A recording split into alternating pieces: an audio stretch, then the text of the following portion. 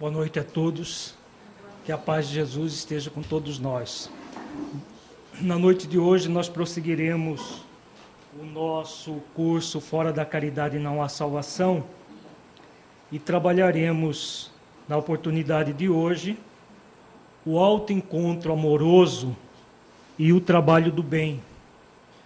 Nós focalizaremos uma passagem do Evangelho de Jesus em que Jesus encontra com a samaritana no poço de Jacó. É uma passagem belíssima e extremamente simbólica. O Evangelho, ele tem essa característica de ter muitos símbolos e pode ser estudado de vários ângulos, em vários níveis de profundidade. Nós temos feito um trabalho de reflexão em torno do Evangelho de Jesus, utilizando recursos da psicologia transpessoal. Para quem não sabe, é a chamada quarta força da psicologia, e trabalha o ser humano de forma integral, corpo, mente e espírito. E a psicologia transpessoal, ela decodifica esses símbolos. Ela trabalha com as grandes tradições do Oriente e do Ocidente. Uma das tradições que nós utilizamos é o cristianismo. E o objetivo é de refletir sobre os símbolos que estão por trás da letra. Se nós formos ler, por exemplo, essa passagem do encontro da samaritana com Jesus, no Evangelho, dá a impressão que é um encontro fortuito, em que ele fala algumas coisas meio sem sentido e fica por isso mesmo. Nós vamos ver na noite de hoje que, na verdade, esse encontro memorável é um encontro que simboliza a busca do Mestre para toda a humanidade. Serve para todos nós refletirmos esse encontro para trabalharmos nas nossas vidas o mesmo encontro que ele propôs para a samaritana. Inicialmente vamos ler toda a passagem que está registrada em João, capítulo 4, versículos 7 a 24. Jesus chega em uma cidade da Samaria chamada Sicar. Lá se encontra o poço de Jacó. E Jesus, cansado do caminho que andara, senta-se à borda do poço. Era mais ou menos a 6ª, meio-dia.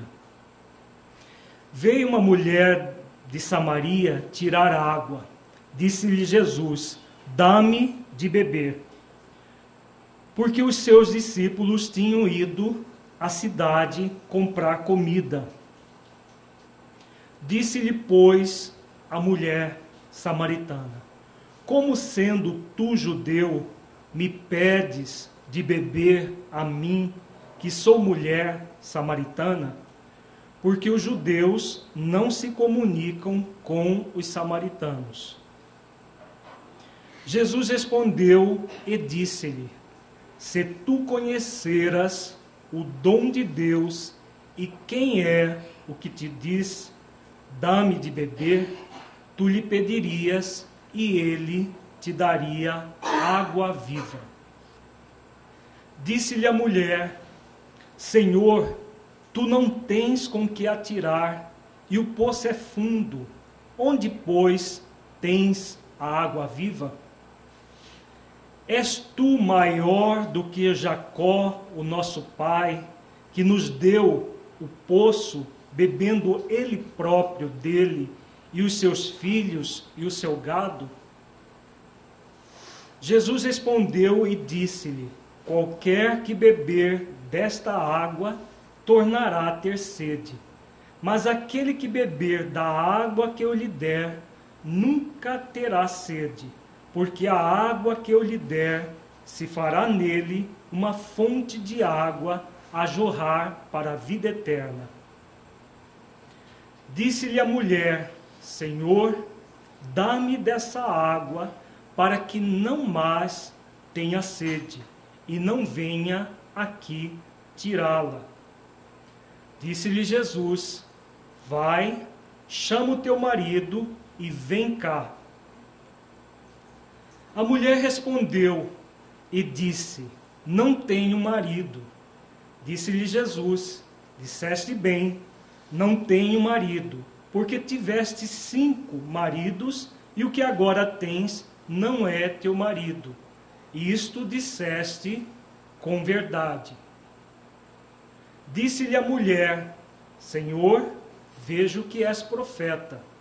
Nossos pais adoraram neste monte, e vós dizeis que é em Jerusalém o lugar onde se deve adorar? Disse-lhe Jesus: mulher, crê-me que a hora vem em que nem neste monte, nem em Jerusalém adorareis o Pai. Vós adorais o que não sabeis, nós adoramos o que sabemos, porque a salvação vem dos judeus. Mas a hora vem, e agora é, em que os verdadeiros adoradores adorarão o Pai em espírito e em verdade, porque o Pai procura a tais que assim o adorem. Deus é espírito, e importa que os que o adorem em espírito e em verdade. A mulher disse-lhe: eu sei que o Messias, que se chama o Cristo, vem. Quando ele vier, nos anunciará tudo. Jesus disse-lhe: eu sou, eu que falo contigo. E nisto vieram os seus discípulos e maravilharam-se de que estivesse falando com uma mulher.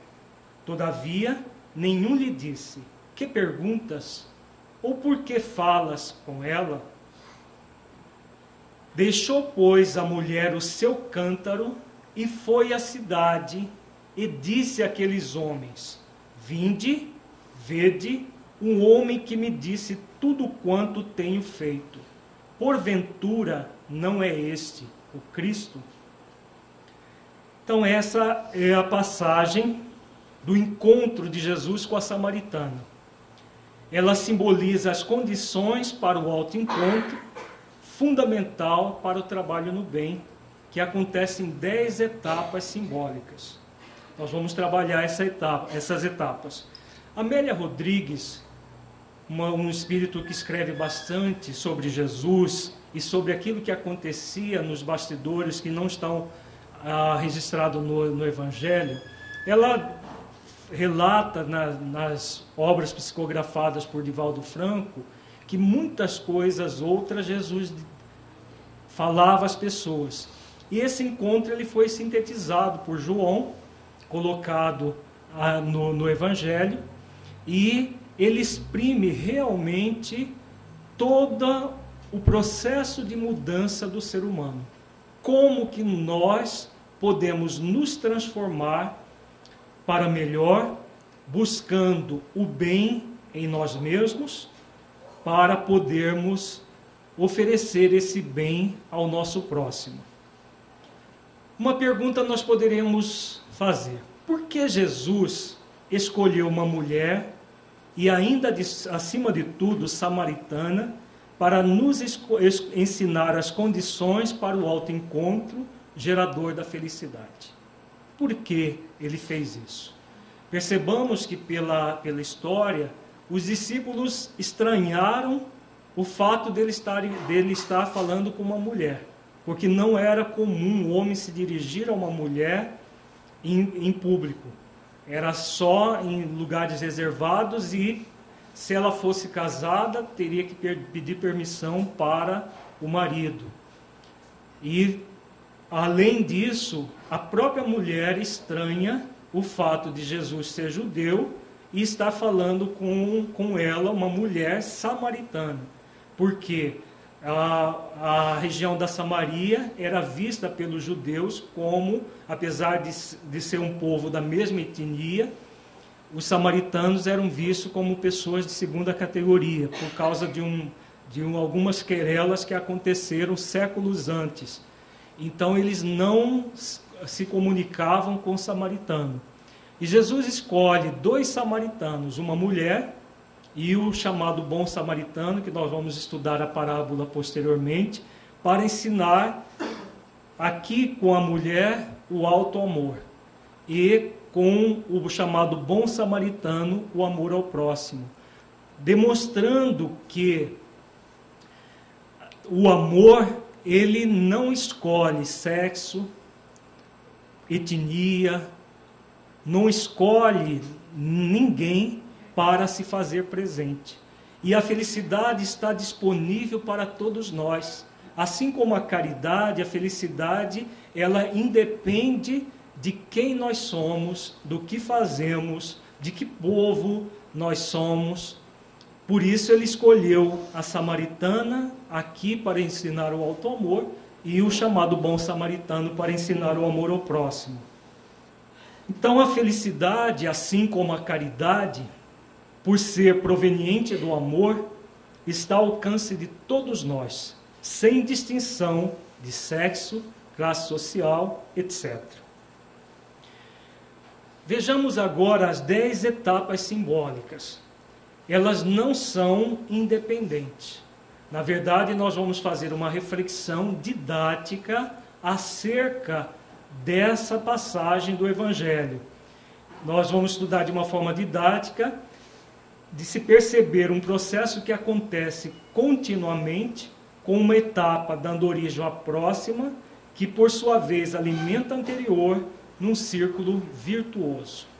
Então, a primeira etapa gera a segunda, que por sua vez alimenta a primeira, assim por diante até a 10ª. Nós vamos ver que as 10 etapas são etapas fundamentais nesse processo do autoencontro, da busca do melhor dentro de nós para poder ser útil ao próximo. A primeira etapa é a etapa do despertar em si mesmo, o desejo de buscar a sabedoria. De onde que nós extraímos essa etapa? Despertar em si mesmo, em si mesma, o desejo de buscar a sabedoria. Vejamos de onde extraímos essa primeira etapa. Primeiro, no início do encontro. E Jesus, cansado do caminho que andara, senta-se à borda do poço. Era mais ou menos a 6ª, meio-dia. Então a história começa aí.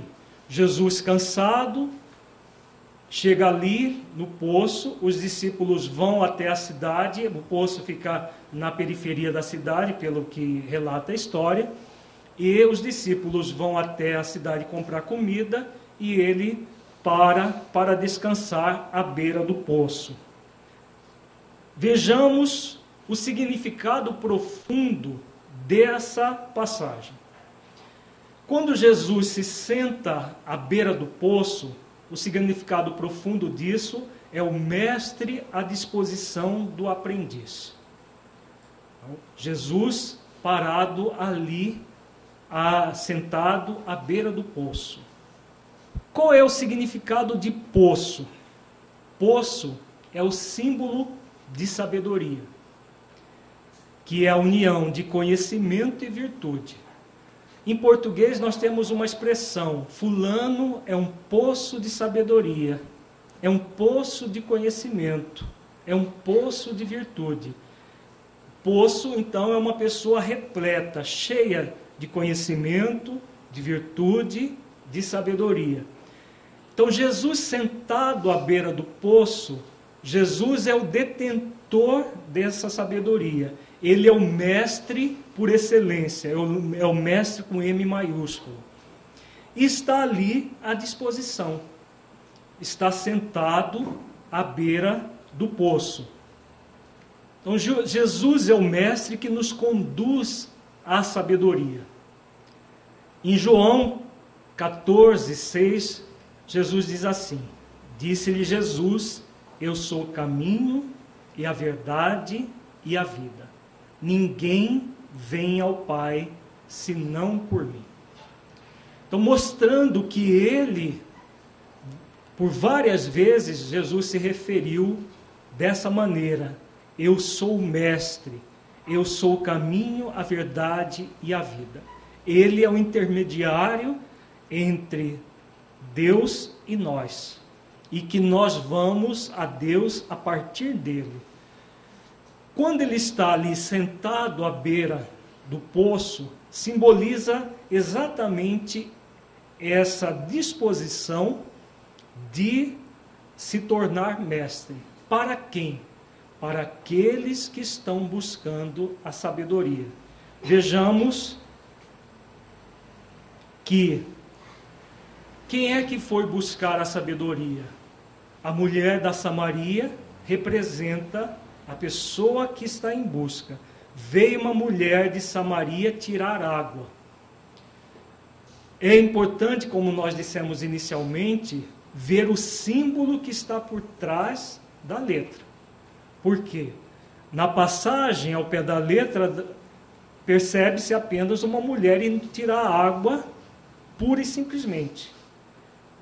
Isso ao pé da letra, porque do ponto de vista mais profundo, mais transcendente, na verdade, esse ato de ir ao encontro do poço, esse encontro não foi casual. Esse encontro da mulher samaritana com Jesus não foi um encontro casual. Foi um encontro já previsto, depois nós vamos ver nas outras etapas, já previsto por Jesus e a mulher que foi ao encontro do mestre. De uma certa forma, intuitivamente, ela já sabia que iria acontecer esse encontro. Então ela vai tirar água. Quando ela vai tirar água, nesse encontro aparentemente casual, o significado profundo disso é ir até o poço. Ir até o poço para quê? Para despertar em si mesmo o desejo de buscar a sabedoria. Esse é um desejo de todo ser humano. Quer nós tenhamos consciência ou não desse desejo. A grande maioria das pessoas, sejam encarnadas, sejam desencarnadas no nosso planeta, ainda não tem consciência desse desejo. Uma pequena parte dos habitantes do nosso planeta já tem uma consciência plena desse desejo e está buscando isso com todas as forças dentro de si. Mas é um desejo que todos nós queremos. Todos nós queremos a sabedoria. Por que que todos nós queremos a sabedoria? Quer tenhamos consciência ou não. Vejamos que é o Livro dos Espíritos que nos explica isso. A questão 115. Kardec pergunta aos benfeitores da humanidade: dos espíritos, uns terão sido criados bons e outros maus? Kardec, muito observador e extremamente didático, ele, claro, percebia, como qualquer pessoa mais perceptiva, que haviam pessoas boas e pessoas más, às vezes convivendo com ele no mesmo ambiente. Será que as pessoas boas foram criadas boas e as más foram criadas maus? Mas aí vamos ver a resposta dos benfeitores, que tem tudo a ver com essa primeira etapa do encontro da samaritana com Jesus. Resposta: Deus criou todos os espíritos simples e ignorantes, isto é, sem saber. Então todos nós somos criados da mesma maneira, simples e ignorantes. E se nós formos na questão 540 de O Livro dos Espíritos, lá é colocado que a criação começa no átomo e o átomo que foi criado vai se tornar um anjo. que começou pelo átomo, como está na questão 540, dizendo que é uma admirável, um fruto da admirável criação, que o Criador criou tudo com objetivo útil. Então, nós começamos nessa simplicidade e ignorância. Quando nós chegamos no reino hominal, nós nos tornamos humanos, essa simplicidade, essa ignorância, ela significa não saber, não ter conhecimento das coisas. E qual é o objetivo disso? O objetivo é que nós vamos ampliar o nosso conhecimento. Então, o benfeitor continua explicando. A cada um deu determinada missão, com o fim de esclarecê-los e de os fazer chegar progressivamente à perfeição, pelo conhecimento da verdade, para aproximá-los de si. Então, nós somos criados simples e ignorantes e temos um compromisso de adquirir conhecimento para nos aproximar cada vez mais de Deus. É claro que não é apenas conhecimento intelectual, é o conhecimento intelectual e o conhecimento moral que gera a sabedoria. A sabedoria é a união entre intelecto e emoção, sentimento. Nesta perfeição é que eles encontram a pura e eterna felicidade. Passando pelas provas que Deus lhes impõe, é que os espíritos adquirem aquele conhecimento. Então nós somos criados simples e ignorantes e vamos ter provas quantas forem necessárias até alcançar essa perfeição relativa, nos aproximando de Deus. Então, quando a samaritana ela vai até o poço de Jacó, ela está buscando, consciente ou subconscientemente, essa sabedoria. Ela está buscando ampliar os seus horizontes. E todos nós, toda a humanidade, somos criados para isso. Nós somos criados dentro da simplicidade e da ignorância, e a nós nos cabe aprimorar até a perfeição relativa. A segunda etapa é aceitar-se plenamente um aprendiz da vida, um aprendiz de Jesus. Aqui começa para muitos de nós, uma complicação. Porque muitas vezes, pelo nosso orgulho, nós já nos queremos tornar mestres e não aprendizes. Então, segunda etapa, aceitar-se plenamente um aprendiz da vida, um aprendiz de Jesus. Vejamos de onde extraímos isso. Quando Jesus diz assim para ela, disse-lhe Jesus, dá-me de beber. Então ele faz um convite. O significado profundo desse convite é esse aqui. O mestre convida o candidato ou a candidata a aprendiz que despertou a iniciar o aprendizado. Ela já despertou porque ela vai ao encontro do poço. Ela busca a sabedoria.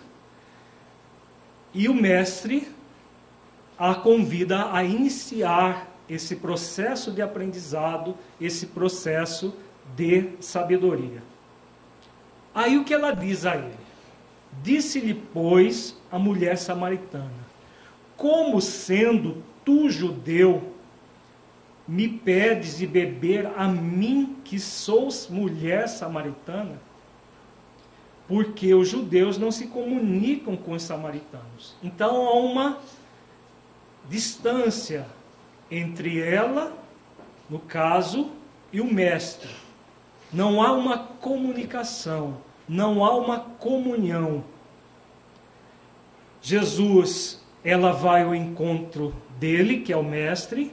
Jesus convida ela a iniciar o aprendizado e ela reluta. Ela o significado profundo dessa passagem aqui, apesar de sua necessidade e do seu desejo, o candidato, a candidata a aprendiz, reluta em aceitar o convite ao aprendizado.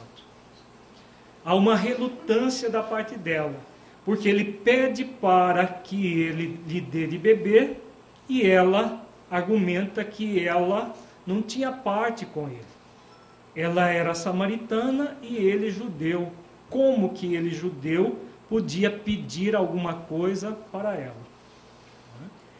Então, ela necessita do mestre, mas ao mesmo tempo reluta em buscar esse aprendizado. Vamos voltar novamente à questão 115 para entender esse aparente paradoxo. Ao mesmo tempo que ela busca a sabedoria, aqui ela reluta. Vejamos que, voltando à questão 115, a continuidade do que os benfeitores dizem.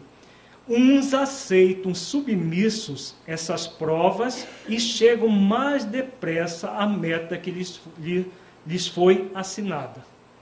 Então significa que existem pessoas resolutas em que, a partir do convite ao aprendizado, elas aceitam de bom grado e vão até esse aprendizado para se aprimorarem de uma forma mais rápida possível.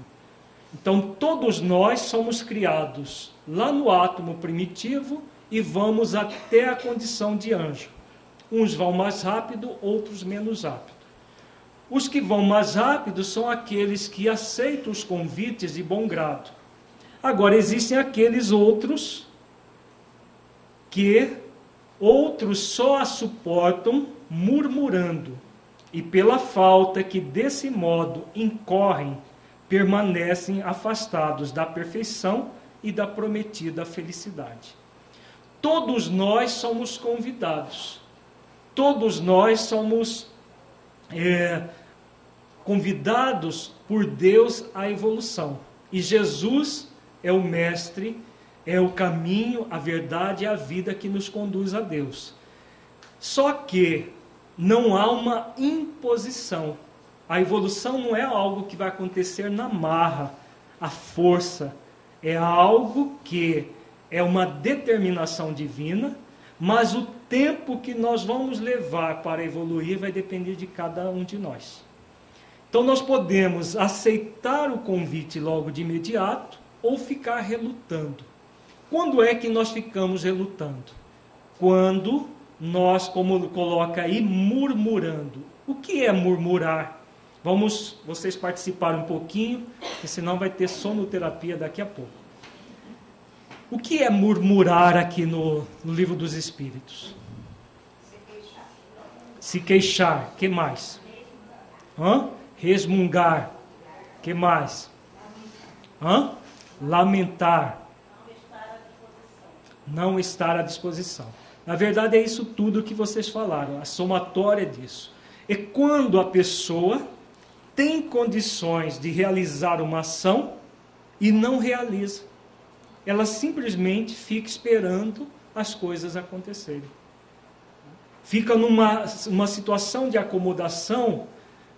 Nós sempre dizemos assim, tem muita gente que se acomoda a uma vida mais ou menos. E vive reclamando que tem uma vida mais ou menos. Mas por quê? Porque a própria pessoa se acomodou a uma vida mais ou menos. E vive reclamando. E colocando isso como sendo da vida. Na verdade, não é da vida. É da forma como ela se conduz diante da vida. Nós vamos ver numa outra passagem do Evangelho, Jesus convidando de uma outra forma. Já convidando aqueles que murmuraram. Porque aqueles que não aceitam o convite da vida, o convite de Jesus imediatamente, vai acontecer o quê? Essa acomodação de não aceitar o convite vai gerar sofrimento. E quando gera o sofrimento, o que acontece? Existem duas formas de nós evoluirmos. Aliás, só existe uma forma de evoluir, mas nós podemos chegar nessa forma de duas maneiras. A evolução, ela se dá sempre através do amor. Quando, na passagem do encontro da samaritana com Jesus, Jesus estava lá sentado, ele é o mestre maior, e quando nós buscamos a sabedoria, nós temos ali à disposição o mestre. Se nós formos refletir, o Evangelho tem quantos anos? O Evangelho de Jesus à disposição de todos nós, a humanidade. Vai para 1930 e poucos anos, né? 70 e poucos anos, porque Jesus viveu 33 anos, então nos últimos 3 anos ele narrou tudo o que foi depois escrito nos evangelhos, depois da morte dele, não foi Jesus que escreveu. Então tem em torno de 1950, 60 anos mais ou menos. E a humanidade mudou muita coisa nesse período todo. Nós aceitamos o convite de Jesus, aceitamos verdadeiramente que Ele é o caminho, a verdade e a vida, ou usamos o próprio conteúdo do Evangelho para fazer guerras, fazer inquisições e outras coisas mais. Então, na verdade, o que nós fizemos ao longo do tempo? Nós usamos mal o convite de evoluir pelo amor. O Mestre está à disposição. Nós todos temos a necessidade. Se aceitamos o convite amoroso, ótimo, a vida vai prosseguir o seu curso com provas, mas sem sofrimento. Provas, dificuldades, que é natural, mas sem sofrimento. Só que a maioria de nós ficamos na acomodação. O que acontece? Vamos imaginar aqui a acomodação. E aqui o nível de incômodo. Chega um momento em que a acomodação, a pessoa está acomodada, o incômodo vai aumentando.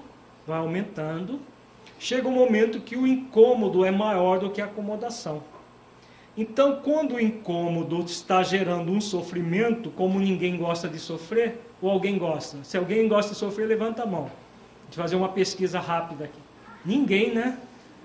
Claro, em sã consciência, ninguém gosta de sofrer, mas nós vivemos fazendo coisas que geram sofrimento para nós.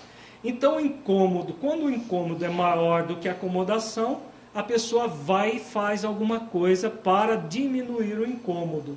Quando ela diminui o incômodo, muita gente para de realizar a ação. Aí equipara, até que o incômodo amplie novamente. São as pessoas que vivem murmurando, vivem blasfemando, falando que a vida é ingrata, que a vida é isso, que a vida é madrasta, que Deus não é pai, se fosse pai não daria tanto sofrimento. A pessoa vive reclamando, por quê? Porque essa acomodação acaba gerando muito incômodo e a pessoa vive uma vida de péssima qualidade. Podemos fazer isso com a nossa vida? Claro que podemos. E a maioria das pessoas fazem isso o tempo todo. Agora, como dizia Paulo, tudo nos é lícito, mas nem tudo nos convém. Então, nós podemos fazer isso, mas não nos convém fazer isso. Por quê? A pessoa vai chegar um momento que o sofrimento vai ser tal que a pessoa vai necessitar de tomar consciência e evoluir. Se a evolução, a perfeição relativa é uma determinação divina para todos nós, por que não fazer isso com amor? Por que não buscar amorosamente a evolução para que nós possamos crescer pelo amor? Para que a necessidade do sofrimento, para num segundo momento, depois de cansados de sofrer, nós nos encaminharmos para o amor. Porque é o amor somente que gera evolução. o sofrimento apenas nos traz de volta ao amor de onde nós nos afastamos. Então, quando nós estamos sofrendo, vai chegar um tempo, cedo ou tarde, que nós vamos ter isso aqui que Jesus fala. Em Mateus 11, 28 a 30. Vinde a mim, todos os que estáis cansados e oprimidos, e eu vos aliviarei. Com certeza, em algum momento da nossa vida, seja nesta existência, seja no mundo espiritual ou em existências anteriores, nós cansamos de sofrer. Porque essa é a destinação de todos aqueles que não aceitam o convite para evoluir pelo amor. Chega um momento em que nós nos sentimos cansados e oprimidos. E aí, Jesus novamente coloca que Ele é o caminho, a verdade e a vida, que leva ao Pai. Ele chama, vinde a mim. Não é ir à personalidade de Jesus, mas ir até ao encontro do amor que Ele representa. Se estamos cansados de sofrer, vamos atender o convite. Se ainda não cansamos, ainda existe fôlego, porque muitas vezes acontece isso. A gente não chegou no fundo do poço. Tem muita gente que acha que tem uma síndrome masoquista, né? Masoquista é aquele que gosta de sofrer, que só começa a emergir do poço a hora que bate o pé lá no fundo. Agora, o convite está aí. Ele tem quase 2000 anos, esse convite. Vinde a mim, todos os que estáis cansados e oprimidos. Para que ir até Ele? Para receber o alívio. Só que esse alívio tem uma condição. Não é bater no peito, pronto, agora pronto, eu já fui até Jesus, Jesus é o meu Salvador, e de forma mágica tudo vai ser resolvido. Não. A condição é essa que ele coloca aqui. Tomai sobre vós o meu jugo. Então, todas as vezes que nós virmos no Evangelho um verbo no imperativo, esse verbo no imperativo significa um convite. Jesus, então, ele faz um convite aqui. Tomai sobre vós o meu jugo. Qual é o jugo de Jesus? O jugo de Jesus é o jugo do amor. Jugo é uma palavra que nós podemos colocar que significa o direcionamento. É o direcionamento que ele oferece. Então ele oferece o direcionamento dado pelo amor. E aí ele faz um novo convite, o mesmo convite que ele faz lá para a samaritana, dá-me de beber. Só que aqui de forma explícita. Não tem como nós falarmos que não é um convite ao aprendizado. Ele diz aqui, e aprendei comigo que sou manso e humilde de coração.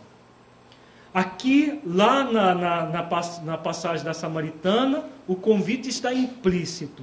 Ele está à beira do poço, o poço significa a sabedoria, e ele se coloca para ser o mestre. E aqui ele fala de uma forma muito direta, aprendei comigo.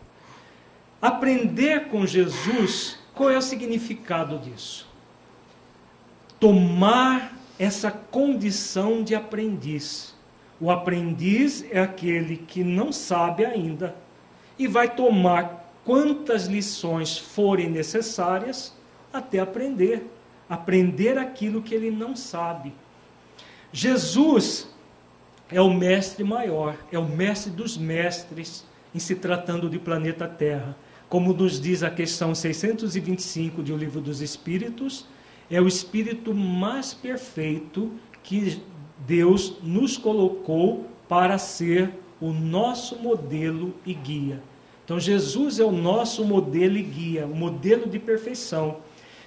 Ser aprendiz de Jesus é ser alguém disposto a realizar exercícios para se aperfeiçoar até chegar nessa condição de maestria, como ele próprio nos ensinou.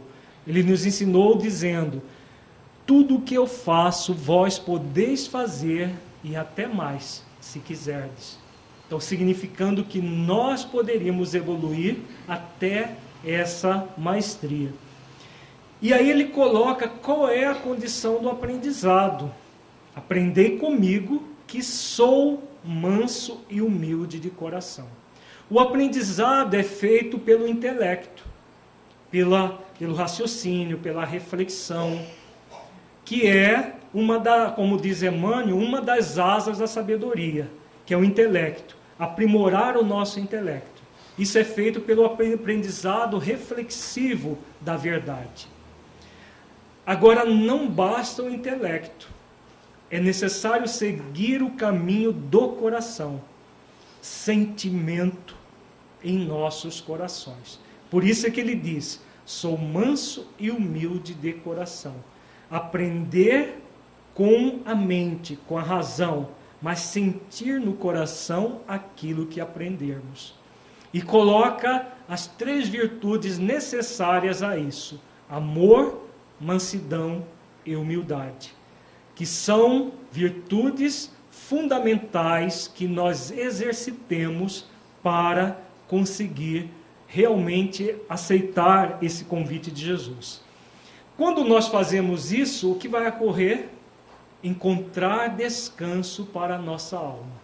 Então, aqueles de nós que estávamos lá murmurando, ao aceitar o convite de ser o aprendiz de Jesus, nós encontramos descanso. Nós nos asserenamos e vamos ver a vida com mais sentido. Pergunta até agora, gente?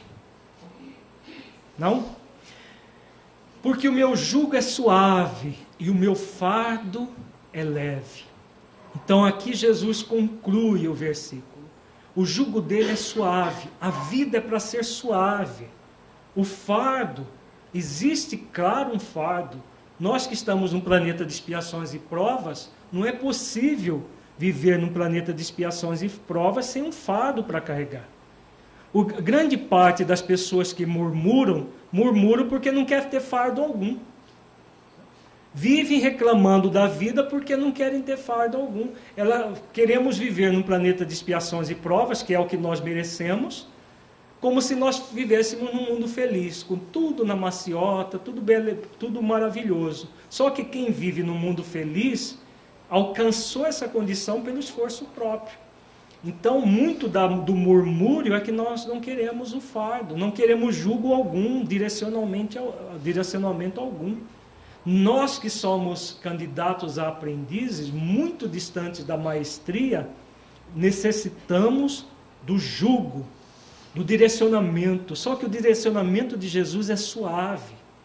O fardo a ser carregado, com o amor que ele nos ensina, será sempre leve. Sempre leve em qualquer circunstância. Então, quando nós aceitamos plenamente ser um aprendiz da vida, um aprendiz de Jesus, a nossa vida se torna suave e leve.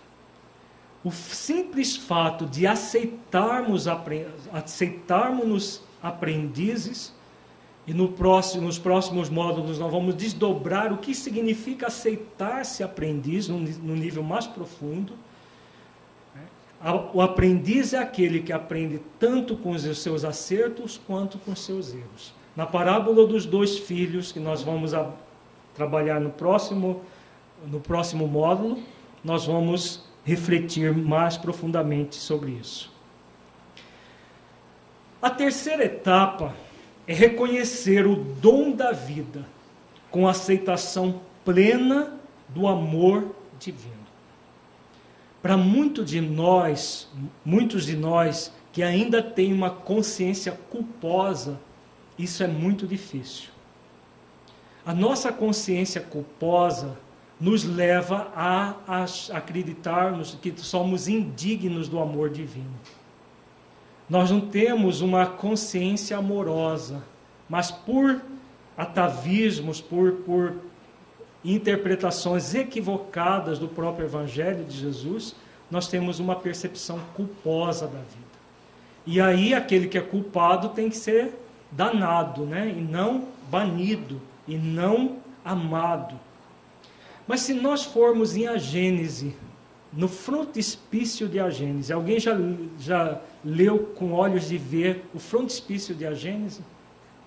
Primeira página, que a gente não costuma nem ler, né? Já passa lá para o índice, quando vai no índice.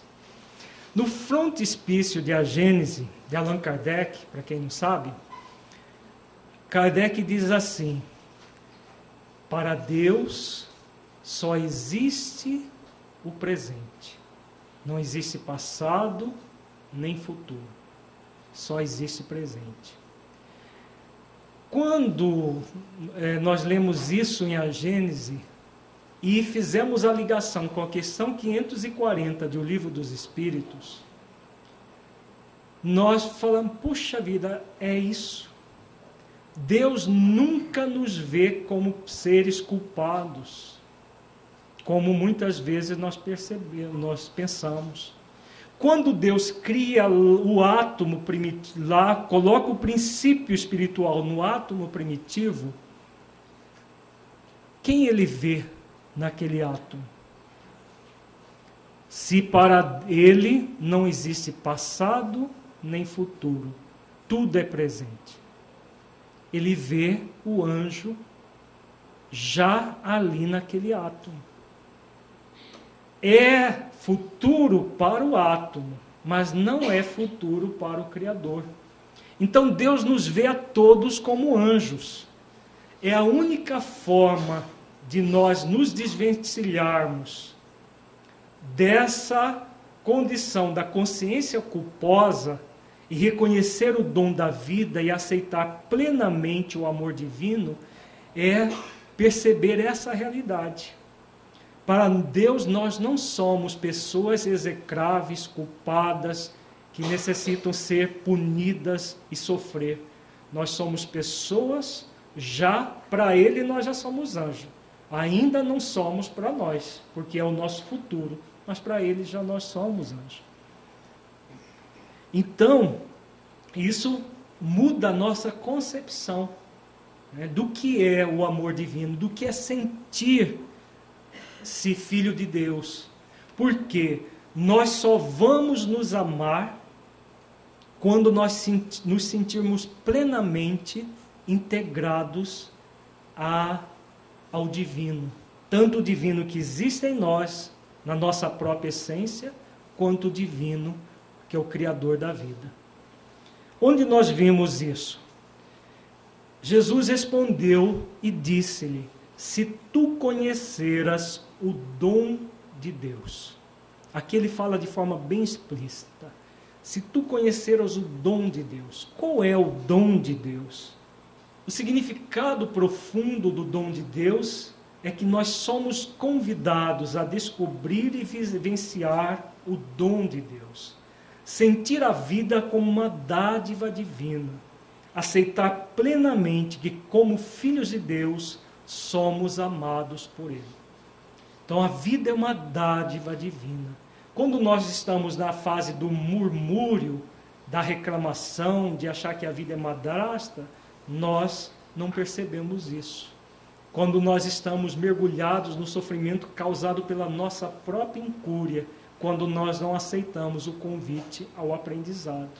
A partir do momento que nós nos abrimos, por isso que nós dissemos que uma etapa alimenta a anterior, que reforça a seguinte.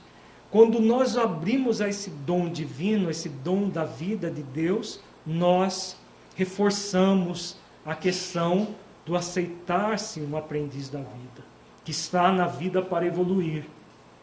Então significa saber e sentir que tudo que existe no universo provém de Deus e que nós somos herdeiros do universo, como nos diz Joana de Ângeles.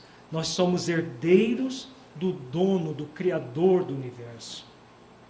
Despertar para a alegria de viver, de evoluir a partir do aprendizado. Tudo isso é o dom de Deus. Nós somos aprendizes da vida. Não somos aqueles que gostaríamos de ser, às vezes até pelo nosso orgulho, pela nossa vaidade, mas já somos aquilo que somos, reconhecendo isso e trabalhando em função do aprimoramento de nós mesmos, sentindo sempre a alegria de viver e de evoluir nessa busca de aprendizado. Vejamos agora a quarta etapa.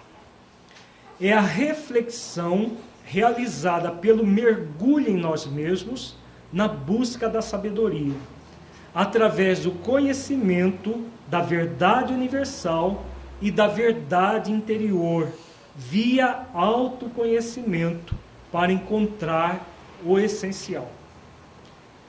Então, reflexão realizada pelo mergulho em nós mesmos, na busca da sabedoria. Nessa busca de sabedoria, nós temos duas verdades a ser conhecida. Uma é a verdade universal, do qual o Evangelho de Jesus é a perfeita síntese. Jesus, como sendo o espírito mais evoluído que Deus nos colocou como modelo e guia, o Evangelho, tirado das partes que foram interpolações, foram colocadas depois, é realmente esse repositório da verdade universal. Existe uma outra verdade a ser conhecida, que é a interior, que é conhecida via autoconhecimento, como Santo Agostinho nos ensina na questão 919 e 19a de O Livro dos Espíritos. De onde nós... Tem pergunta? Pode falar. Uma boa pergunta. Em algum momento, no nosso futuro espiritual, a verdade é essencial, se unifica com a verdade universal? Exatamente é isso que vai acontecer, quando nós nos tornarmos espíritos puros. O espírito puro é aquele que alcançou a sabedoria. Então ele traz a verdade universal plenamente dentro de si. Então aquela verdade que estava fora, nas obras, passa a fazer parte como patrimônio dele para a eternidade. Por isso que Jesus diz: eu sou o caminho, a verdade e a vida. Por quê? Porque ele é a verdade. Ele é a representação dessa verdade, porque ele traz a verdade universal na própria vida. O espírito puro, ele tem essa condição. Então, de onde nós tiramos essa questão da profundidade, de buscar nas profundezas de nós mesmos o autoconhecimento e a verdade universal? Quando a mulher diz assim: Senhor, tu não tens com que atirar, e o poço é fundo. Aparentemente insignificante, dá para pensar que é um poço fundo, né? Na verdade, ela está se referindo, a passagem do Evangelho está se referindo à profundidade do processo da busca da sabedoria. Porque buscar a verdade universal no Evangelho e trazer essa verdade universal para dentro de nós mesmos é algo muito profundo e muito importante na nossa vida. Então, o significado profundo do poço é fundo significa superar a superficialidade de uma vida sem sentido, para ir ao encontro da verdade universal e da verdade interior, parar de fugir de si mesmo. Isso é muito, muito importante e significativo. Muitos de nós, infelizmente para nós mesmos, tentamos fugir de nós mesmos. Tentamos, porque não é possível. É como se alguém, num dia de sol muito claro, tentasse fugir da própria sombra. A pessoa corre, corre, corre, e a sombra está ali colada, junto com ele. Então, muitas pessoas reclamam o trabalho de autoconhecimento, porque dizem: mas eu vou conhecer coisas que para mim são muito dolorosas. Por que é doloroso para nós nos autoconhecer? Porque nós temos uma percepção culposa de nós mesmos, e não uma percepção amorosa. Se nós nas outras etapas, nós estávamos falando da percepção amorosa. Nós podemos conhecer qualquer coisa que trazemos dentro de nós. Qualquer ferida que trazemos da nossa alma, nós podemos desvendar com muita tranquilidade, muita naturalidade, se nós nos vermos sempre como aprendizes da vida, como aprendizes de Jesus, que vai se tornar um mestre um dia, mas que ainda não é mestre. Quando é que nós nos horrorizamos com as nossas próprias feridas e não queremos nem tocar nela? Porque nosso orgulho nos fala alto que nós já gostaríamos de ser uma pessoa que nós ainda não somos. Como nós não somos a pessoa que gostaríamos que fôssemos, nós queremos fugir. Como eu vou descobrir coisa ruim, eu não quero nem perceber o que está aqui dentro de mim. Mas é como se nós fôssemos guardar uma coisa podre dentro da geladeira. O que acontece se a gente guardar coisa podre dentro da geladeira? O cheiro, tudo aquela podridão não vai passar para todos os alimentos que estão ainda saudáveis? Então, essas feridas que estão no nosso interior e que muitas vezes nós queremos fugir delas como se fosse possível, porque nós temos a verdade universal e nós queremos ilusoriamente fazer com que a verdade que existe dentro de nós espelhe a verdade universal. Como não espelha, a gente já sabe que não espelha, a gente quer fugir da verdade interior. E ficamos só, não, mas Jesus fala isso, porque Deus, porque Emmanuel fala aquilo, mas ficamos na superficialidade. Então é fundamental ir na profundidade. Por mais difícil que seja o processo, Joana de Ângeles, no livro Autodescobrimento, ela compara o trabalho do autoconhecimento com um parto.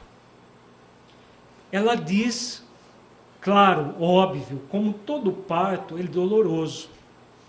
Mas é uma dor diferente daquela dor do sofrimento. É uma dor que produz vida, que gera vida. Então ela gera uma vida transcendente para nós mesmos. Quanto mais nós nos conhecermos, maior capacidade de nós nos transformarmos em pessoas melhores. O aprendiz, ele reconhece tanto os seus acertos quanto os seus erros. Por quê? Os seus acertos fazem com que ele se impulsione para a frente. E os erros também, porque ao refletir sobre os erros, ele aprende com ele e busca repará-los. Então a vida é assim.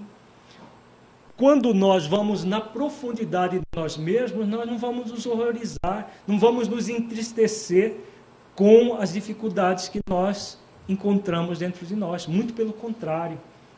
Ao reconhecer uma ferida, em vez de passar um ungüentozinho anestesiante para disfarçar e colocar uma bandagem em cima da ferida, nós vamos trabalhar para curar essa ferida.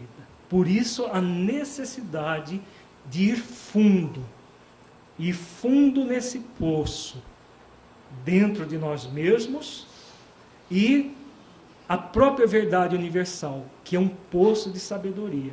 O Evangelho, estudado dessa forma que temos trabalhado nas nossas obras, é um verdadeiro poço de sabedoria, mas uma sabedoria que não está distante de nós. É lá, Jesus é assim, não? É algo que nós podemos trazer dentro de nós, trazer para o cotidiano das nossas vidas, isso tudo.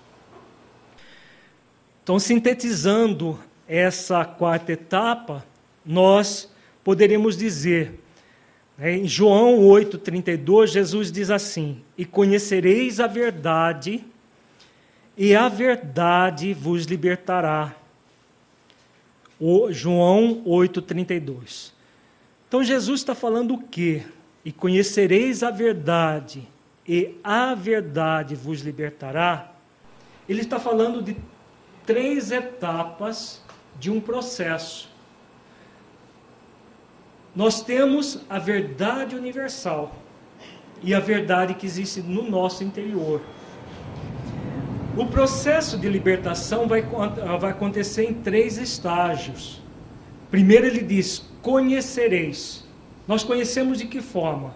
através do nosso intelecto. Naquele outro versículo, quando ele diz, aprendei comigo, é através do conhecimento intelectual, cognitivo que nós vamos aprender. Então nós vamos superar, esse triângulo é um triângulo chamado da sabedoria.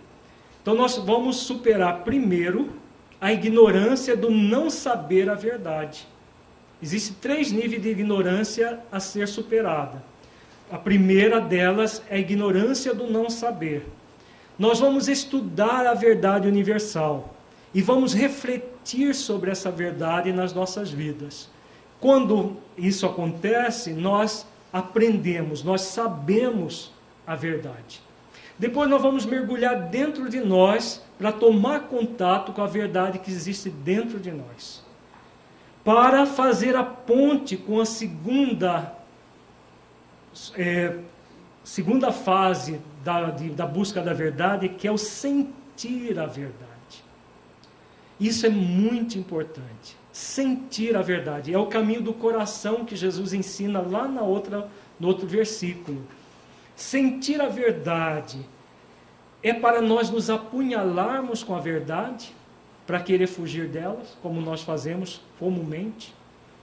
Na percepção culposa, nós nos apunhalamos com a verdade. Jesus fala isso, Jonas de Anjos fala isso. Eu não faço isso, eu sou um crápula porque eu não ajo assim. Às vezes a gente não fala isso verbalmente, mas nós agimos como se fôssemos assim. Então, sentir a verdade é sentir no coração essa verdade que pacifica, que acerena. Nós vamos aprender o que está na teoria e vamos trazer para dentro de nós para sentir no coração, refletir sobre a verdade, buscar senti-la nos mínimos detalhes no nosso coração. O caminho do sentimento ele é mais demorado do que o do conhecimento. Do conhecimento basta estudar. A gente pega o Evangelho e estuda o Evangelho. Não faça aos outros aquilo que não gostaria que fosse feito a você. Não é fácil de entender cognitivamente? Agora, é fácil de sentir no coração para praticar isso 24 horas por dia?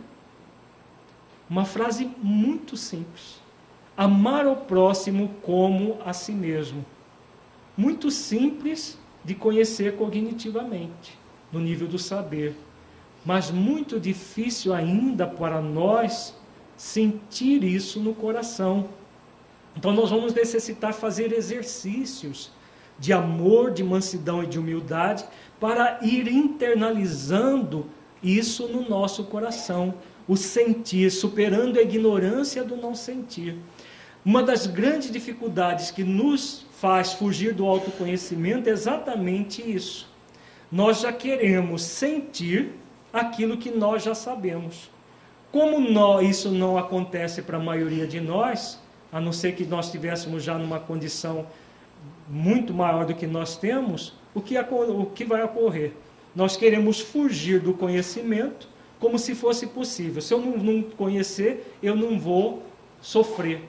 Por quê? Porque temos um movimento culposo e não amoroso. Então é necessário fazer exercícios para sentir a verdade. É uma verdade de libertação, não é para nos escravizar a sofrimentos, a dificuldades várias. É, como disse Jesus, é a verdade internalizada em nossos corações para que ela nos liberte no terceira etapa, que é o vivenciar a verdade, que é uma síntese do saber e do sentir. À medida que nós vamos fazendo exercício para saber e sentir a verdade, nós vamos fechando, vivenciando com naturalidade, sem forçar nada. Um aprendiz que se força a aprender, funciona? Alguém aprendeu alguma coisa aqui, esse auditório, nós somos aqui quase uns 150 pessoas, mais ou menos, né? Alguém aprendeu alguma coisa aqui forçado, dando murro na cabeça? Nossa, tem que aprender isso. Nós só aprendemos quando nós acerenamos o nosso coração. Ninguém aprende nada na marra. Ninguém aprende nada forçado. Então, como que nós vamos internalizar uma verdade na marra? no coração, saber sentir e vivenciar uma verdade forçadamente, de forma nenhuma. Então o aprendiz ele vai aprendendo com seus erros e com os seus acertos. Por isso é fundamental uma percepção amorosa de si mesmo. Vejamos agora a quinta etapa. É a necessidade de despertar em nós a sede da água viva, símbolo do amor proveniente de nossa própria essência divina. Então essa quinta etapa, a sede de água viva. Todos nós temos essa sede, mas muitos de nós ainda não temos consciência dessa sede. Então, despertar algo vivo dentro de nós. E o que é essa água viva? Vejamos. As partes que Jesus se refere à água viva. Tu lhe pedirias e ele te daria água viva. Ele está falando dele mesmo, né? Aí a samaritana pergunta, onde, pois, tens a água viva?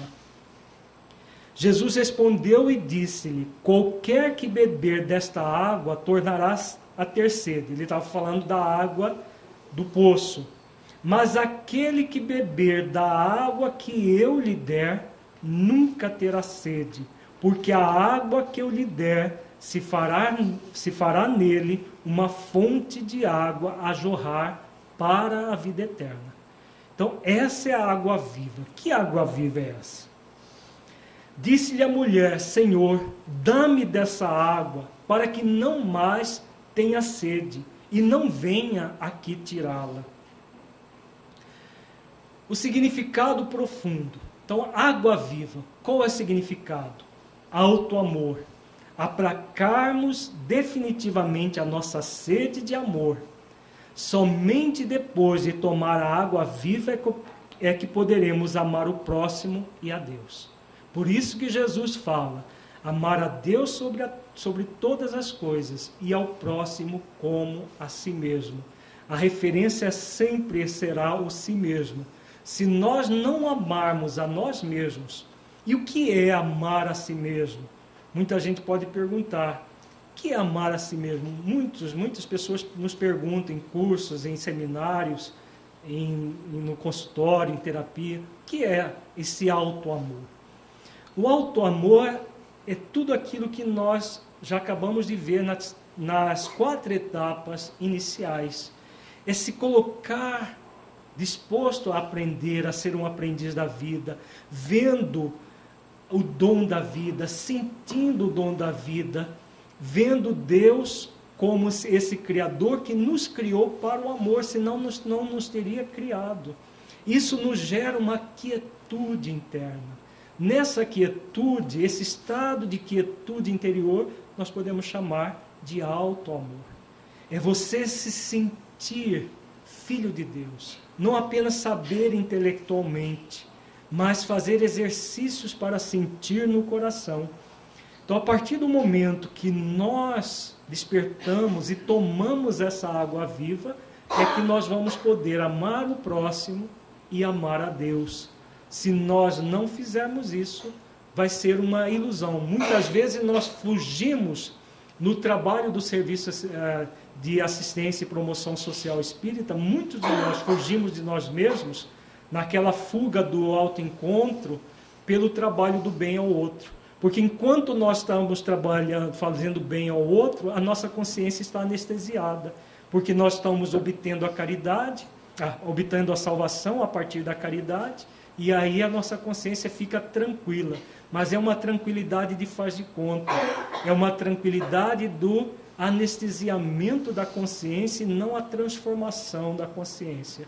Nós só transformaremos a nós mesmos e realmente seremos servidores de verdade a partir do momento que nós tomamos a água viva. Alguma pergunta, gente? Pode falar. Então, a pergunta muito interessante. A tradição dos 10 mandamentos, o primeiro mandamento é amar a Deus sobre todas as coisas. Quando Jesus fala que esse é o primeiro mandamento, mas que havia um outro semelhante ao primeiro, que ama-te o próximo como a ti mesmo, ele estava nos ensinando que o caminho de amar a Deus de verdade é amando a si mesmo, depois amando o próximo, aí sim nós vamos amar Deus. Joana de Ângeles, na coleção psicológica, ela faz uma reflexão muito interessante sobre isso. Não é possível nós amarmos Deus, que é um ser que ainda nós nem compreendemos, sem amar a nós mesmos e sem amar o nosso próximo que está aqui junto conosco. É pura ilusão nós dizermos, não, eu amo a Deus. Na verdade, a pessoa teme Deus, né? Fala que é temente a Deus, e realmente é temente, mas não ama verdadeiramente. O amor só vai ser possível a partir do momento que nós nos identificamos com a essência divina que nós somos. Aí nós tomamos a água viva e realmente vai haver uma comunhão entre nós e o Criador. Fora disso, nós vamos verbalizar intelectualmente que nós amamos Deus, mas sem sentir esse amor dentro dos nossos corações. Mas alguém pode falar? Pergunta aqui se o auto-amor e o auto-perdão é a mesma coisa. Não. O auto-amor é mais profundo do que o auto-perdão. O auto-perdão já é uma derivação do auto-amor. A partir do momento que você se ama, você se concebe um aprendiz da vida, aquilo que nós acabamos de falar. Então você se ama e você se sente um aprendiz.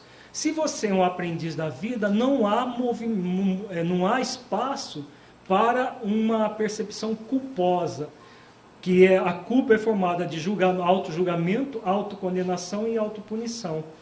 Então o auto-perdão o que é? É você, como um aprendiz, assumir a responsabilidade por um erro praticado, e erro dentro dessa visão mais profunda é todo ato contrário ao amor.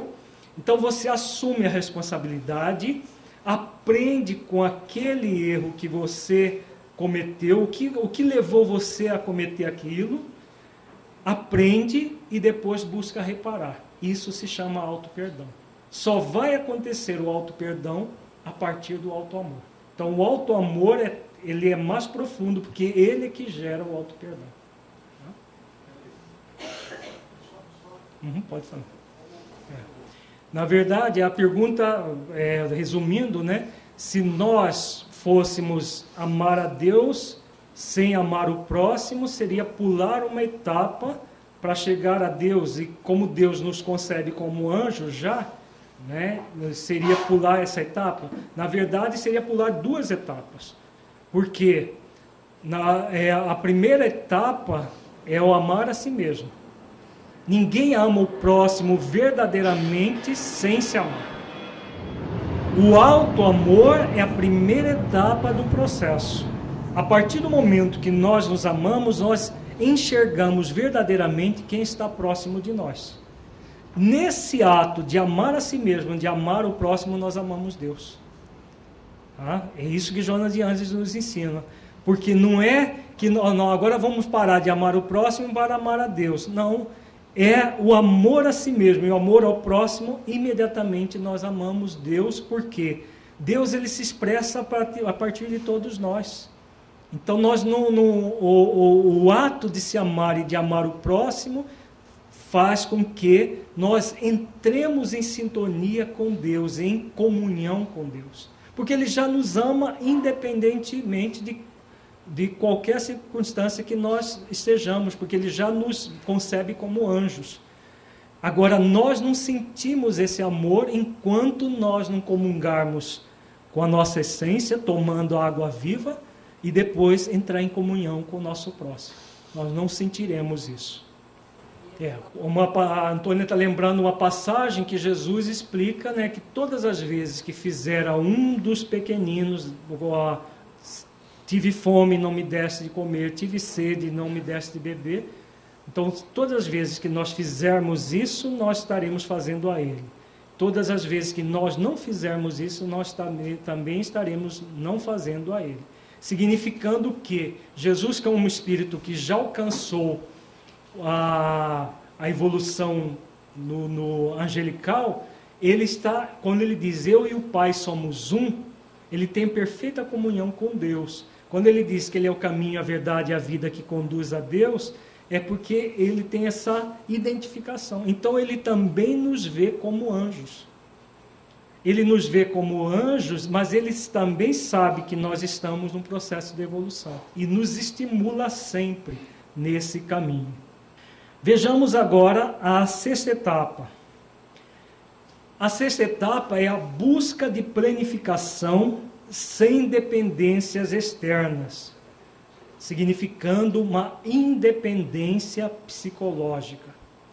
Todo ser humano necessita ser independente. Aqueles de nós que trabalhamos com o serviço de assistência e promoção social espírita, necessitaremos dessa independência.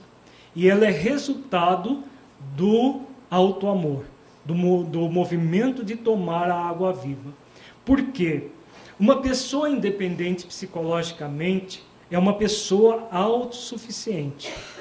Mas ao mesmo tempo que ela é autossuficiente, quanto mais independentes psicologicamente a pessoa for, mais interdependente socialmente ela será.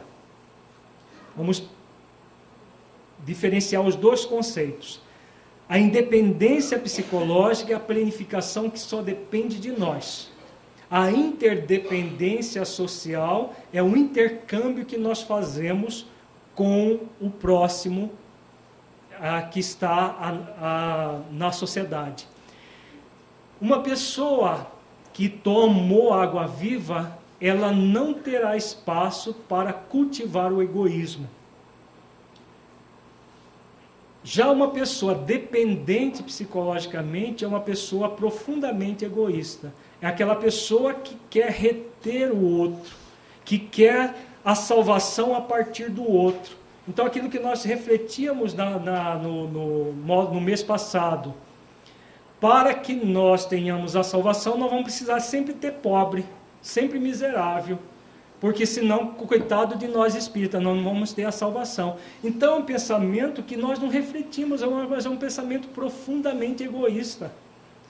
Nós vamos precisar de gente miserável, para que aí a gente vai lá, atende a necessidade e a gente obtém a salvação. Que conceito fora do normal. Né? Por quê? É uma dependência de miserável. A independência psicológica é fruto do autoamor. A pessoa que se preencheu de água viva, ela não vai ficar com essa água viva dentro de si somente para ela. Ela vai buscar distribuir isso em torno dela. E aí sim, ela se torna cada vez mais interdependente social. Então ela não vai fazer o bem ao outro para que ela se salve, para que ela vá para o nosso lar, para que ela vá para as colônias espirituais mais evoluídas, para que ela não vá para o umbral. Ela faz o bem pelo amor ao bem, pelo significado que o bem tem na vida dela. Então é completamente diferente. Então uma pessoa independente psicologicamente não vai ficar cultivando também dependência dos outros. Vamos parar de fazer atendimento àquela família porque eles são muito ingratos, não falam nem muito obrigado. Se nós agirmos assim, o que nós estamos querendo? Dependente psicológicos nossos. Nós somos os bonzinhos e aquelas outras pessoas têm que ficar ali, sim, mestre, nos reverenciando por atender a necessidade deles.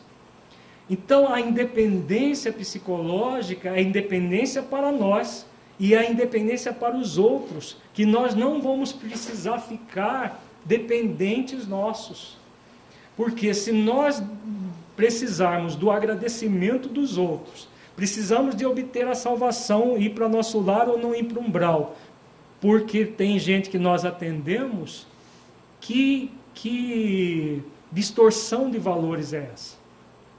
Então a independência psicológica nos faz pessoas cada vez mais altruístas, cada vez mais que abrange, a partir desse dentamento da água viva, abrange o próximo de uma forma muito tranquila e não com dependência.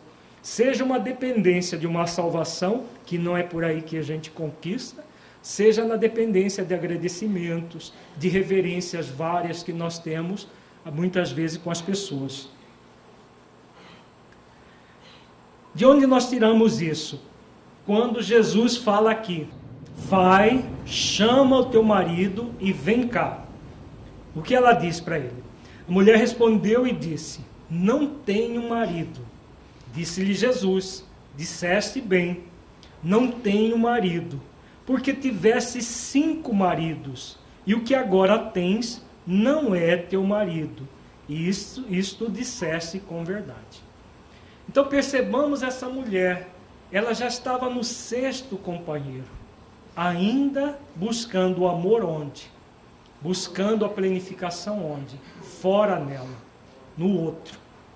Então o significado profundo desse 6º marido é a própria carência afetiva, a dependência psicológica. Nós temos diferentes níveis de dependência psicológica, desde a dependência de um muito obrigado de um assistido, até uma dependência psicológica de um ser humano, que a gente não vive sem ele. Se ele desencarnar, a gente quer desencarnar junto com ele. Então são diferentes níveis de dependência, mas todos eles significando essa dependência psicológica que gera distorções no relacionamento interpessoal.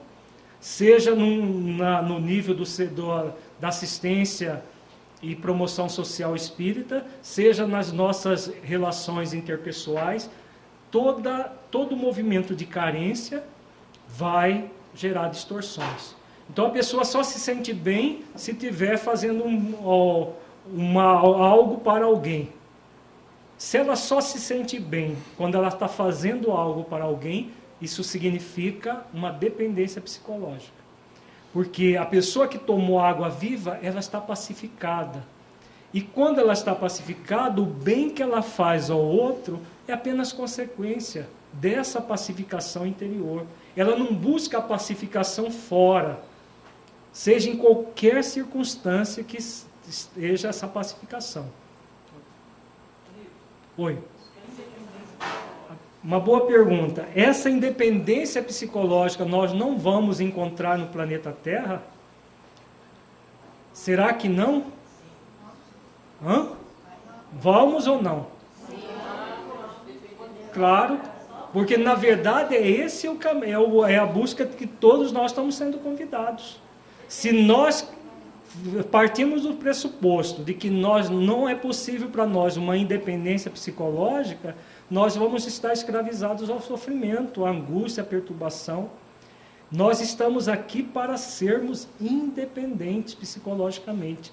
Quanto mais amadurecimento nós tivermos enquanto pessoas, mais independentes seremos.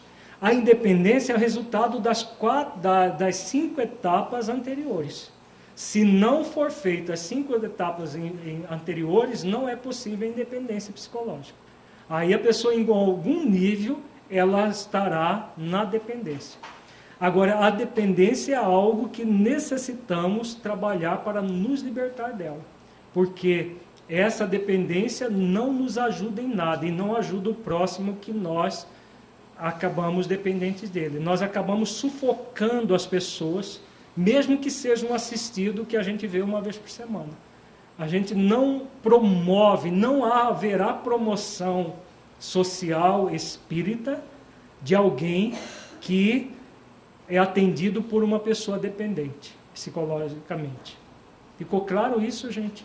Então é algo extremamente possível que nós podemos fazer aqui e agora. Nós não precisamos virar anjo para ficar independente.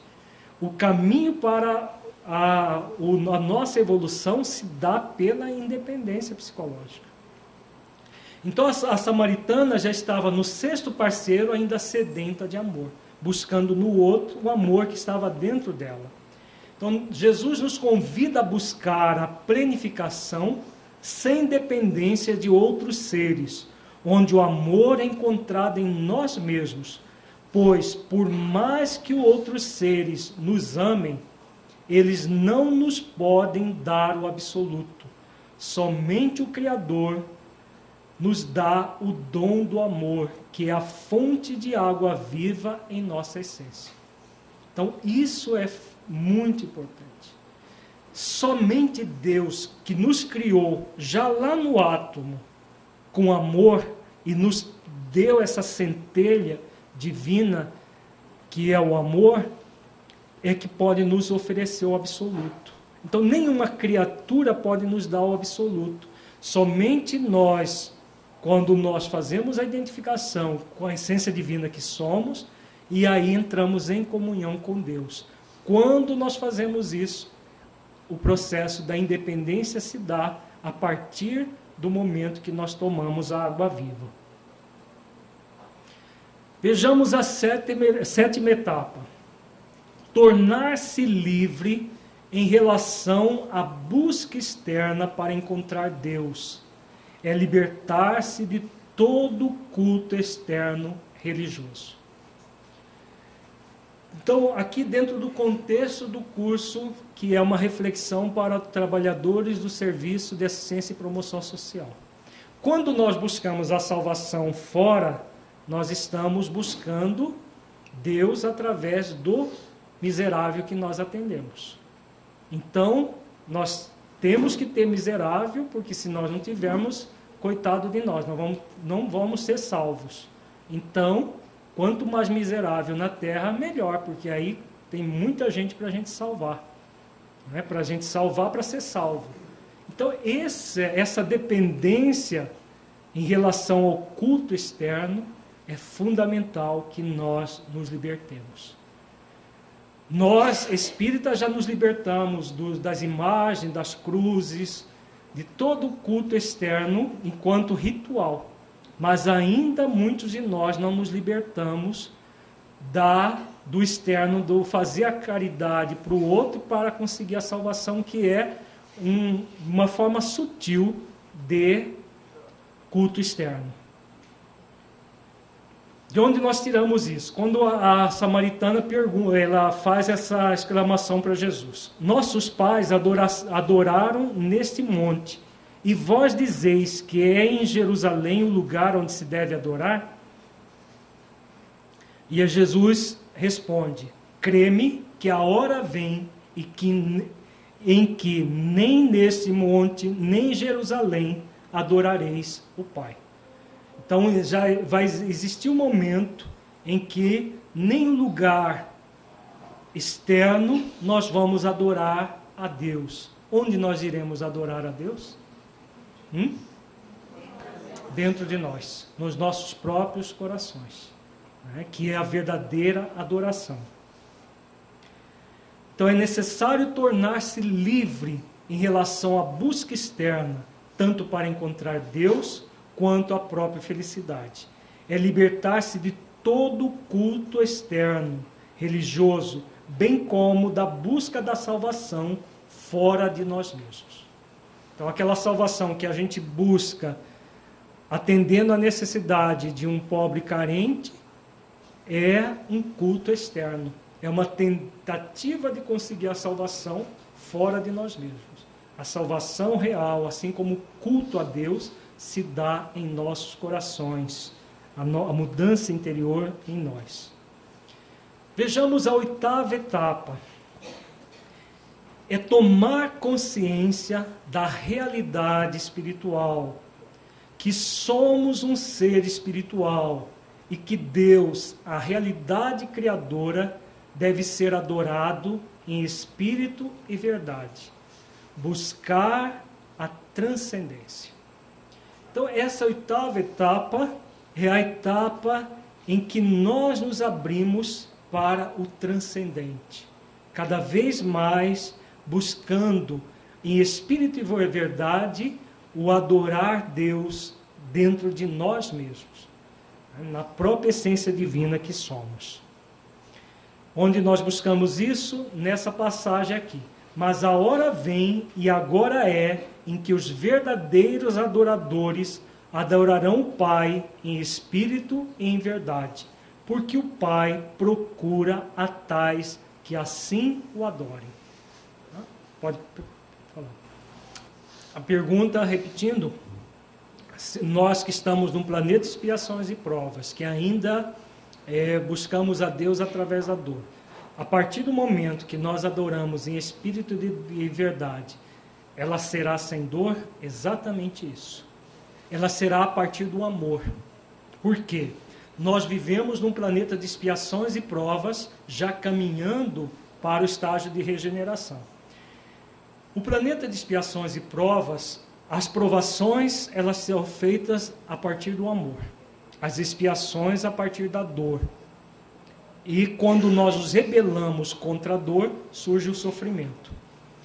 Então, a evolução, na verdade, ela não se faz pela dor. Ela se faz sempre pelo amor.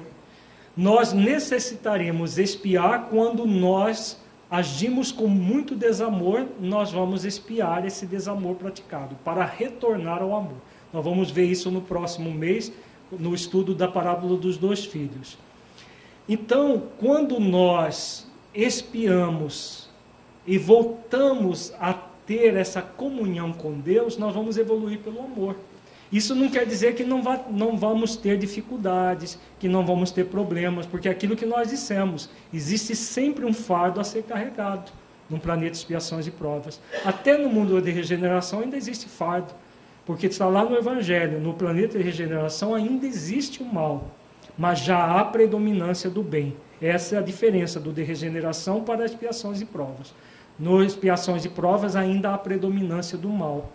Então nós estamos numa fase intermediária, em que a grande maioria já deseja o bem, ainda tem uma grande parte que ainda faz o mal deliberado, e nós estamos em transição para esse mundo com mais amor. A partir do momento que nós vamos ao encontro do amor, a dor vai, como diz Joana de Ângela, ela é silenciada, ela vai diminuindo, diminuindo até desaparecer completamente. Deus é Espírito e importa que os que o adoram, o adorem em espírito e verdade. Então, sentir Deus dentro de nós só é possível a partir do momento que tomamos a água viva, adquirimos a independência psicológica e aí sim, nós vamos sentir plenamente Deus em nós e adorá-lo em espírito e verdade. Por isso que, como nós dissemos inicialmente, o amor a Deus é consequência, não o primeiro estágio.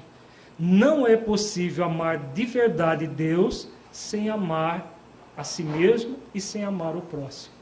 Então, quando nós amamos a nós mesmos e fazemos exercício de amor ao próximo, exercício de amor a si mesmo, exercício de amor ao próximo, nós amamos Deus cultuando em espírito e em verdade. Vejamos a 9ª etapa. Convite para buscar a identidade crística, a essência divina na qual encontramos a nossa identidade verdadeira. Então, esse convite que Jesus faz à samaritana, que faz a todos nós, buscar essa identidade crística, buscar a essência divina que nós somos. Onde nós vemos isso? A mulher disse-lhe: eu sei que o Messias, que se chama o Cristo, vem. Quando ele vier, nos anunciará tudo.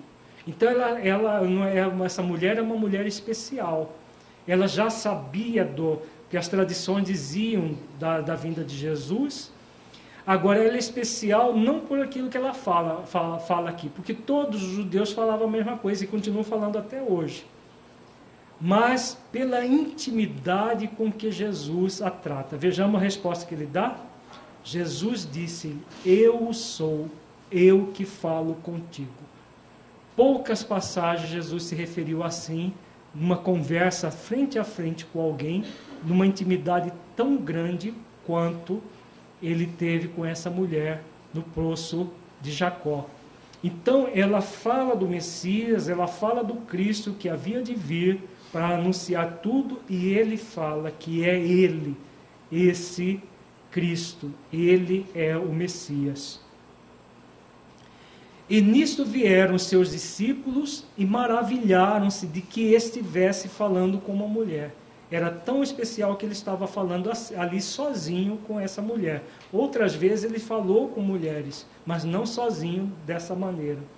Todavia nenhum lhe disse: que perguntas? Ou por que falas com ela?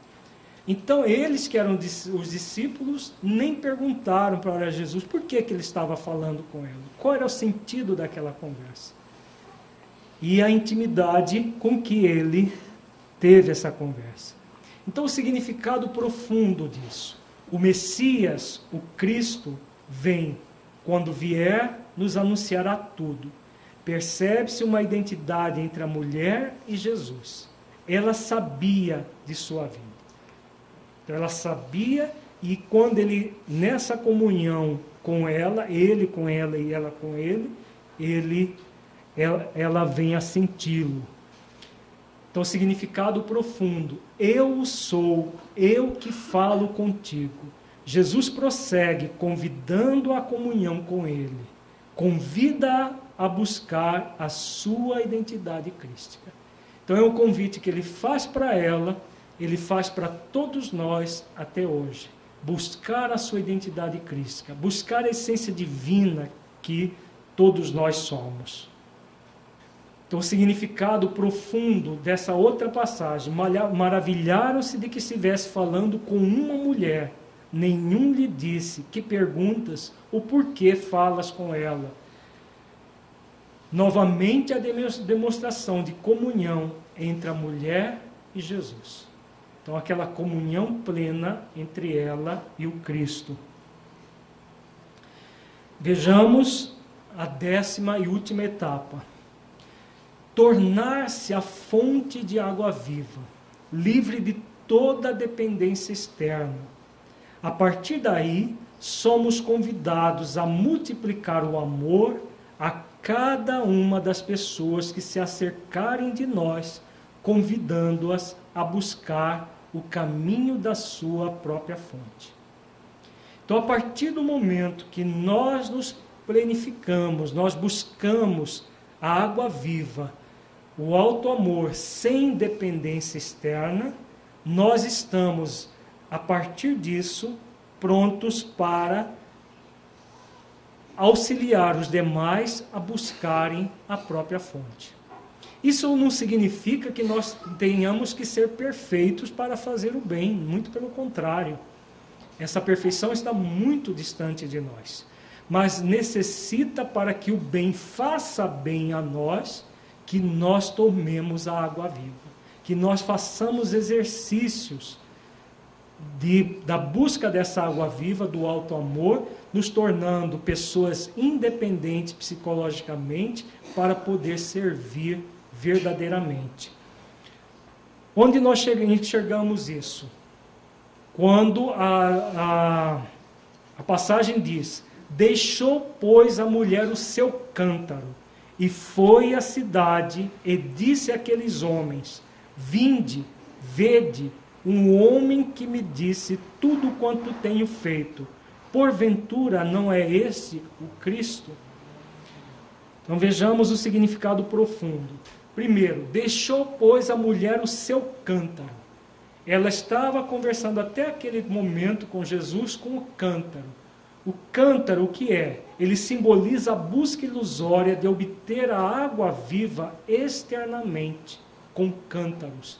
Cântaro é o recipiente que se coloca a água. Ela não tem mais necessidade do cântaro, porque leva em si mesma a fonte de água viva. Então ela não necessita mais do externo, ela não necessita mais do miserável, trazendo para a nossa realidade, para ser salvo através do miserável. Ela se salva a si mesma, nós nos salvamos a nós mesmos com o nosso movimento de alto amor. Nós nos libertamos do cântaro, de qualquer dependência externa, de qualquer coisa fora de nós para nos gerar felicidade, nos gerar plenitude, nos gerar bem-estar, ou a salvação, né? Porque tudo esse processo ele se dará dentro de nós, a partir das nossas transformações interiores. Não há mais necessidade de dependência de coisas externas quer sejam materiais, afetivas ou religiosas, porque ela é a sua própria fonte. Ela própria é a fonte. Então, não há dependências religiosas. Eu vou ter a salvação se eu for para a religião X, Y, Z. Eu vou obter a salvação se fizer a caridade, se fizer isso, se fizer aquilo. E a pessoa se torna a própria fonte de salvação, de amor.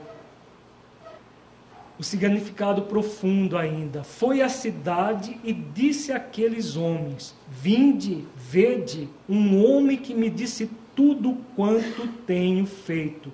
Porventura não é este o Cristo? Quando Jesus fala para ela dos maridos, ela fala para ele que ele era profeta. Então, não é este o Cristo? Convidando os outros também à sua identidade crística. Então, a partir da libertação externa, passamos a ser solidários, praticando caridade a cada uma das pessoas que se acercarem de nós, convidando-as a buscar o caminho da sua própria fonte.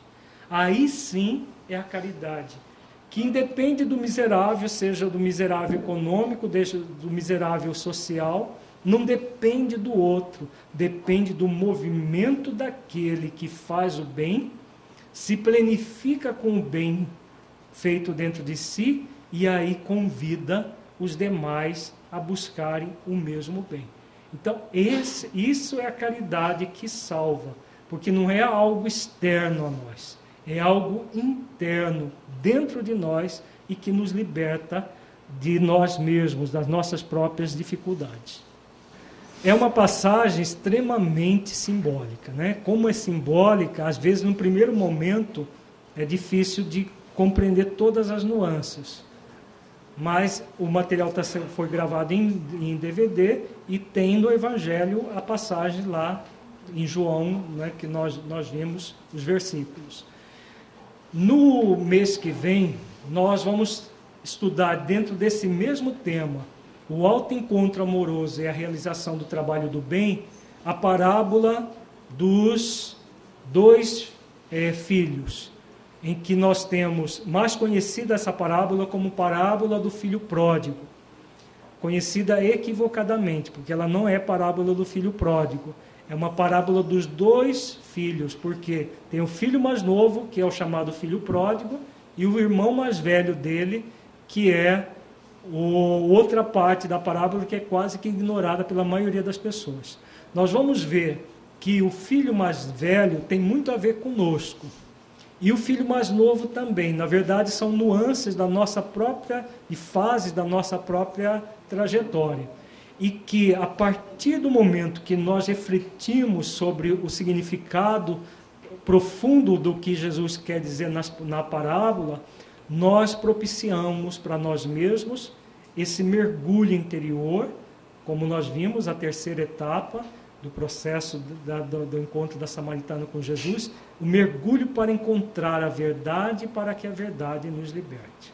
Aliás, da quarta etapa, essa verdade que é necessária para que nós possamos nos libertar. Você tem pergunta? Não?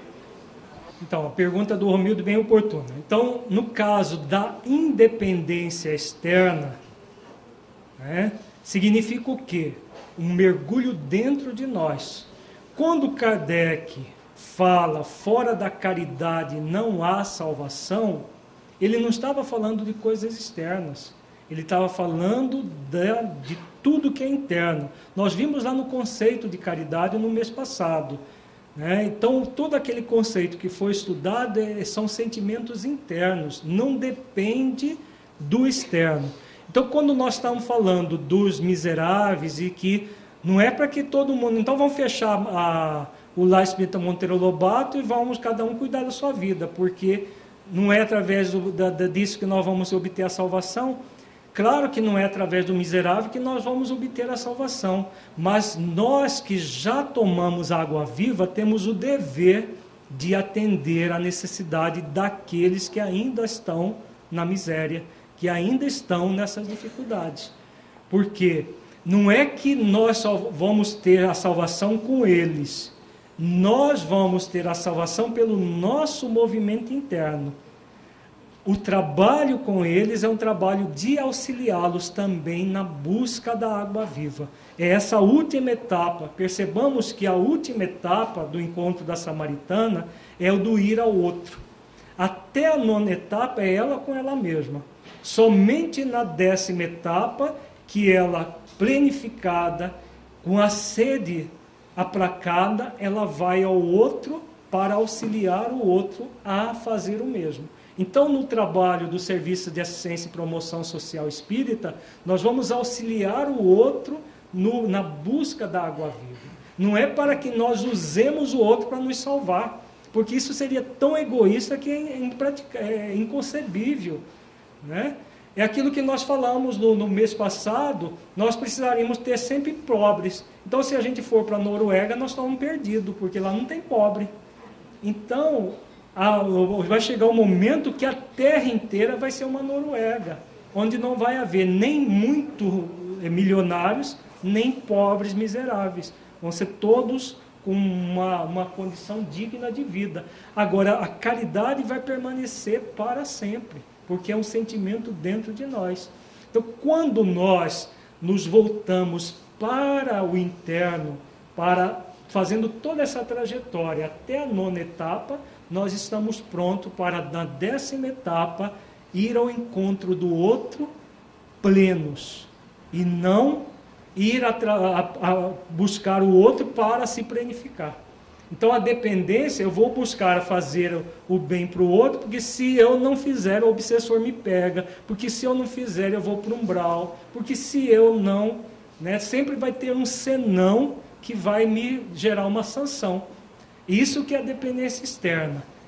Quando nós nos planificamos internamente, faz parte do processo de planificação ir até o outro. É a 10ª etapa do encontro, né, desse autoencontro amoroso. A partir do momento que eu estou pleno, e quando nós falamos estar pleno, não é estar maravilhoso, com tudo no lugar, não. Plenos no sentido dessa busca de realmente se sentir bem com o bem que nós fazemos. E não o bem para fugir de nós mesmos. Porque a coisa mais triste que nós vemos no movimento espírita, eu só digo particularmente, é ver pessoas no trabalho dentro do movimento espírita fazendo coisas para fugir de si mesmo. É muito triste, porque a doutrina espírita é tão clara nesse aspecto, nos ajuda a maturidade para entender que não é fazendo coisas, fazendo bem para fora, sem o bem dentro, que nós vamos nos planificar. A plenitude se dá pelo movimento interno nosso. E o que se faz fora é complemento, é consequência dessa busca interna. Tá? Ficou claro, Romildo? Marigênio? Exatamente. Então, sintetizando a pergunta. Quando nós fazemos esse movimento interno, não é uma busca de auxiliar o outro a trabalhar a mesma coisa, é exatamente isso que é a última etapa da samaritana, daqui do encontro da samaritana. A partir do momento que ela toma a água viva e ela mata a sede, ela aplaca a sede definitivamente com a água viva, ela vai e ela assume a identidade crística dela, a essência divina que ela vai buscar na relação com o outro, auxiliar o outro a despertar, porque esse despertamento é individual, ninguém faz pelo outro, mas nós podemos estimular o outro a fazer o mesmo. Então, quando nós fazemos isso em nós individualmente, em nós coletividade, vamos supor aqui todos nós que estamos refletindo sobre isso, cada um vai trabalhando isso na sua intimidade. O que vai acontecer no nível coletivo? Cada vez mais nós convidando outras pessoas. E a Terra vai se tornar um planeta melhor a partir da mudança de nós mesmos. Nós não vamos esperar que os benfeitores venham aqui e mudem o planeta para nós. Nós é que estaremos mudando o planeta, que a regeneração não vai começar na década de 2050 como uma mágica. Na verdade, Joana de Ângeles fala que no terceiro milênio será implantado o reino de Deus na terra. Mas para isso vai haver necessidade de 1000 anos para realizar esse mistério. Ela diz isso no livro Moldando o Terceiro Milênio, que é um livro biográfico do Divaldo. Então, o que significa isso? Que todos nós, ao buscarmos a nossa identidade crística, a buscarmos o essencial em nós mesmos, a buscar o auto-amor, vamos servir de estimuladores daqueles que estão ao nosso redor a fazerem o mesmo. Então, o serviço de assistência e promoção social espírita, para ser espírita digno desse nome, necessita disso. Então, necessita que nós, trabalhadores do bem, façamos esses exercícios com nós mesmos para poder estimular aqueles que estão ainda num processo de miséria econômica a fazerem o mesmo consigo próprios. Ok? Uhum. Sim, exatamente. Você não vai buscar se encher de amor e ficar trancado num quarto. Quanto mais amorosos nós formos, mais vontade de distribuir esse amor nós teremos. Tem muita gente que fala que auto-amor e egoísmo é a mesma coisa. Mas a pessoa vai ficar egoísta se ele buscar se amar. Muito pelo contrário. Uma pessoa que se ama, ela se enche de amor. E ela, cheia de amor, plena de amor, ela vai oferecer isso naturalmente àqueles que estão próximos. A pessoa egoísta é uma pessoa que se desama profundamente. E aí ela quer se isolar do mundo. Ela quer o melhor para si mesma, mas em detrimento dos outros. Por isso esse isolamento. Já quem se ama quer o melhor para si mesmo, mas ela quer melhor também para o outro. Só que ela só pode fazer o melhor para si mesma. O outro ela pode estimular. Então, a partir do momento que ela assume essa identidade crística, ela vai em busca do outro para estimular o outro a fazer o mesmo.